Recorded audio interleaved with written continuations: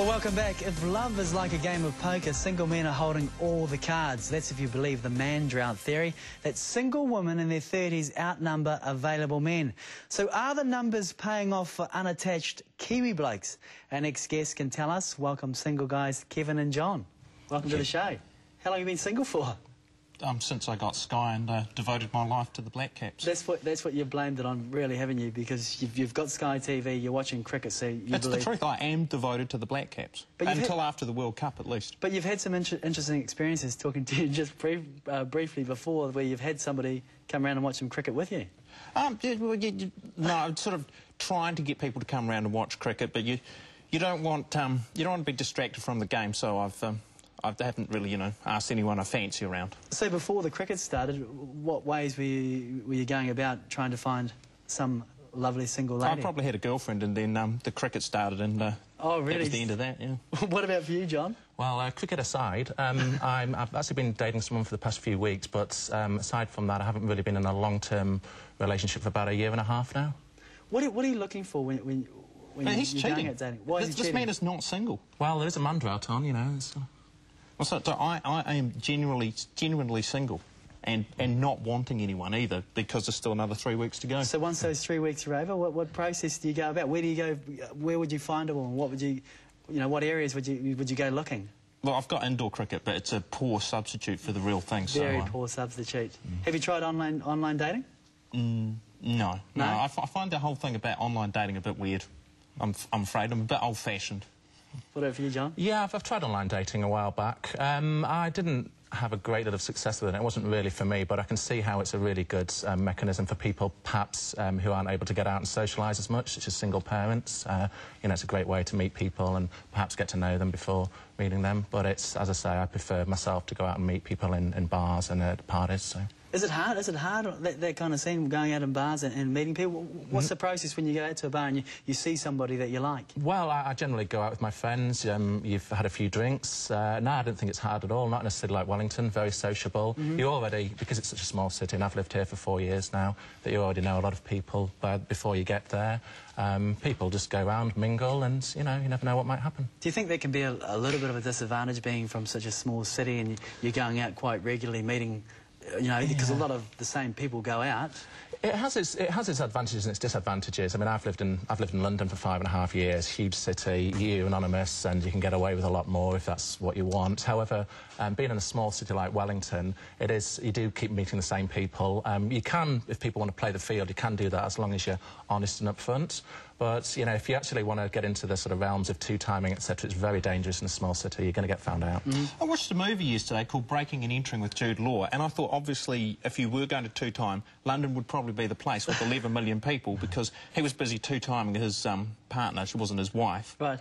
And I was thinking, if that was in Wellington, his wife would have actually just walked past while he was busy having his affair. So you'd never have the time to two-time over the next few weeks because of the cricket. Cricket aside, there's no cricket on. Let's hypothetically, there's no cricket on, right? You're out.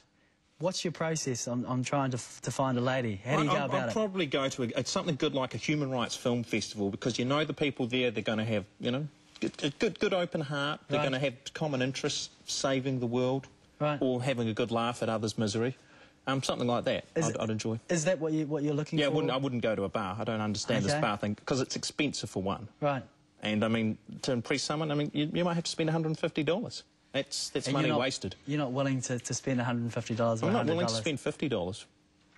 What about for you, John? Money doesn't seem the object. I'll go out with my friends and I'll spend the same amount of money if I'm out meeting girls or I'm just out having a good time with my mates. It's no different to me.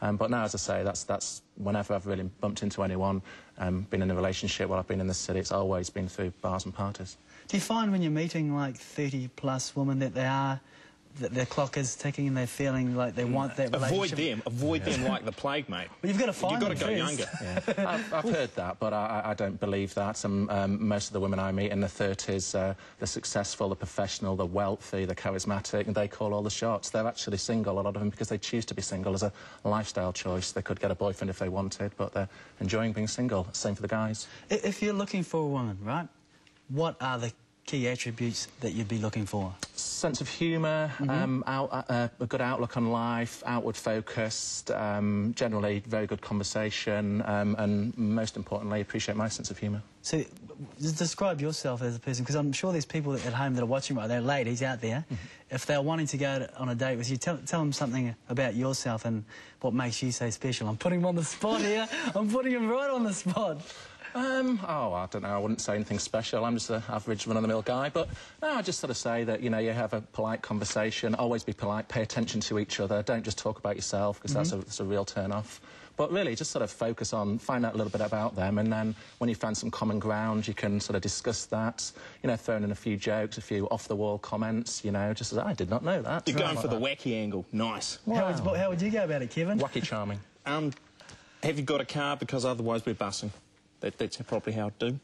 Explain yourself. Tell the people at home, because there's obviously women out there that are watching.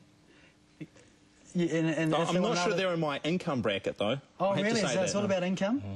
Well, you know, like, and they're stay-at-home mums, so they're probably, yeah.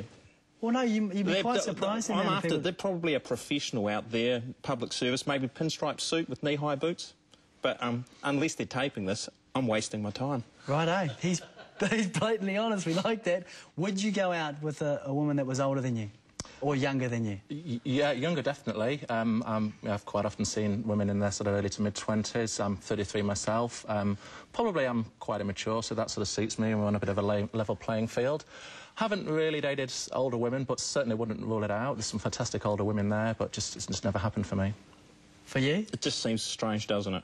Well, it does seem strange. I mean, when you're at school, can I just take it back to your high school in New Zealand? Right. You never went out with someone the same age as you because they were so mature. So why start now? I think lifestyle and attitude are much more important than age. You need to meet someone who's on the same plane as you, and you do that through finding out about them. They're maybe 10 years older, 10 years younger than you. You can meet someone the same age as you, and they're, you know, 33 going on for 60. So. Right. Kevin and John, thank you so much for coming on the show. Is there any, if there's somebody out there that would be keen to meet you, are you keen to give out your email address or a phone number? Oh, well, maybe. Or maybe they can contact us through our website. They can get a hold of you guys. Just stalk me round town. Well, they've got to find you first. You'll probably be in front of your TV. You've got to get away from your TV, away from the cricket. I'm just here. This is some information for you. You get away from the cricket. You need to get out and meet some more people. Thanks for that, Brendan. Good luck with Dancing with the Stars, Thank you so much for that. Thank you for coming on the show.